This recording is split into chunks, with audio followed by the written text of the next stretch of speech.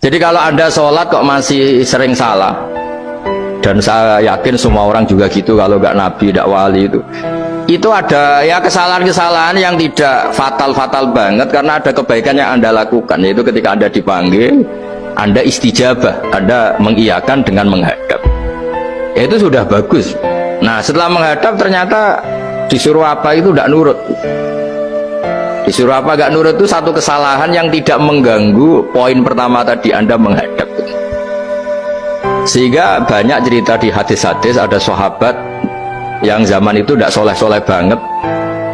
Zaman itu ketika Nabi, saya ini mau sholat ya Rasulullah, tapi jangan diminta berhenti dari begini-begini. Beliau menyebutkan sekian kemungkaran sahabat tadi. Nabi komentarnya itu sayan hahumayakul. Nanti kalau sering sholat lama-lama ya enggak begitu itu. Nah ini kelirunya kita sebagai manusia. Lama-lama juga baik itu kita kira itu terus harus sekarang gitu loh. Nah itu keliru, harus sekarang itu keliru. Bisa saja kita ini setiap sholat pasti sudah ditulis Allah nanti itu mati baik. Lala nanti habis asar sebelum kita maksiat sudah mati, habis isya sebelum kita maksiat lagi sudah mati. Jadi barokahnya sholat itu ada waktu yang potensi ya, potensi sholat itu akhir kenangan kita, sholat itu identitas kita, sholat itu status kita. Nah karena kita sholat itu pakai niat, niat itu komitmen. Sementara kalau Anda maksiat itu tidak pakai niat, karena zallah.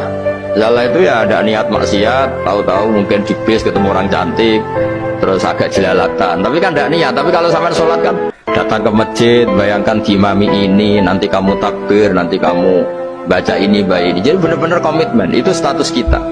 Kata Said Zabidi disebut mautinuhu wa haqiqatuh. Baiknya umat Islam itu kalau taat itu mautinu, itu alamat resminya, itu statusnya, kata Said Zabidi. Tapi kalau dia maksiat itu zallah, zallah itu kepleset. Jadi tidak pernah jadi status kita. Semoga semua maksiat kita ini tidak status tapi zallah. Jadi ketika taat itu status hakikat kita, maka fal'ubudiyah ya haqiqatuh wa mautinuhu wa dzatuh. Ini kata Said Abdul Az-Zabidi pengarang Ithal. Orang Islam itu orang yang ketika ibadah itu identitasnya betul, ketika ibadah itu Allahu Akbar, dia berharap rahmatnya Allah gini-gini. Nah ketika salah dia zallah, dia ngantor ya ada niat korupsi, dia ingin membenahi negara ini, dia nyai juga agak ingin macam-macam ya, tapi karena manusia terus ada zallah-zallah. Nah semoga semua kesalahan kita ini zallah itu ya coro Jawa kepleset, tidak mental, dan semua kebaikan kita ini mental, yaitu kebaikan yang jadi tempat kita, identitas kita, haqiqatuh wa mautinuh wa dzatuh. Tapi jangan pernah berpikir kalau apa artinya sholat kalau kita masih melakukan kemungkaran, itu salah besar. Sholat itu wajib, dengan Anda sholat itu sudah mengurangi kemungkaran Anda, karena Anda tidak melawan ketentuan Allah Ta'ala. Kayak kita orang Indonesia, meskipun kita koruptor, mau jadi KTP Indonesia sudah bagus, kita mau jadi warga Indonesia. Meskipun setelah itu kita korupsi dan salah, tapi lumayan jadi mau jadi warga apa? Indonesia. Orang mau sholat artinya dia menstatuskan diri sebagai hamba Allah. Teken kontrak, kalau saya ini hambamu ya Allah, anta robbi, iya karena butuh, iya karena stain. Soal salah ya salah aja, yang sama, kita tetap warga Indonesia meskipun kita salah, meskipun kita koruptor, meskipun kita salah, tetap aja warga Indonesia yang berhak mendapat jatah makan meskipun di penjara, meskipun apa. Sama, kita ini hamba Allah yang mengakui kalau Allah itu Tuhan, kita hamba.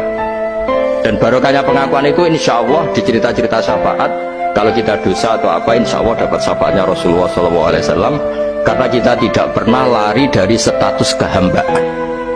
Ini yang harus dipegang. Makanya status kehambaan ini nggak boleh hilang. Kita harus sering bilang Robbi, Robbi, Tuhanku yang merawat aku, yang memberi aku.